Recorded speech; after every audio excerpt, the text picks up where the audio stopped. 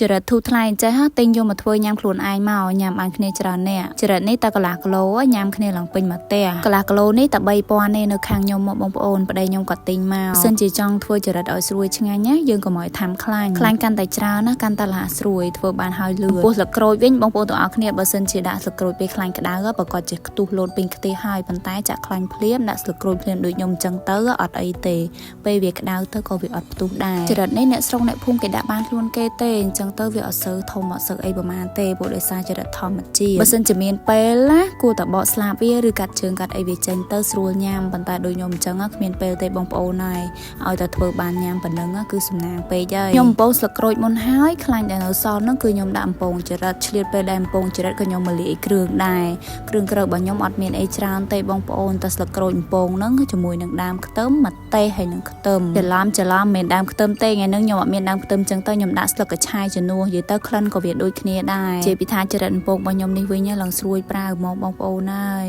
បន្ទាប់ពីចរិតរបស់ខ្ញុំបានឆ្អិនហើយខ្ញុំដាក់គ្រឿងក្រូចចូលគ្រឿងក្រូចសម្រាប់ក្លុកចរិតរបស់ខ្ញុំអត់មានអីច្រើនទេរ៉ូឌីបន្តិចស្ករបន្តិចប៊ីចេងបន្តិចបន្ទាប់មកក៏ខ្ញុំដាក់គ្រឿងក្រូចដែលខ្ញុំបានផ្សំមុននឹងស្លឹកក្រូចខ្ទឹមម្ទេសជាមួយនឹងស្លឹកកញ្ឆាយយើងធ្វើញ៉ាំខ្លួនឯងចេះហ่าតែបើតែយើងហត់បន្តិចមែនប៉ុន្តែការចំណាយក៏វាអត់ដល់ច្រើនដែរបើសិនជាទិញគេមិនមែន3000ទេប៉ុណ្ណឹងហើយនិយាយពីថាលោកប្តីខ្ញុំវិញហើយមិនតាន់ទេកាន់ថងចាំពីក្រោយខ្នងចេញពីធ្វើការមកភ្លាមហុចចរិតឲ្យប្រពន្ធឲ្យប្រញាប់ធ្វើភ្លាមហ្មង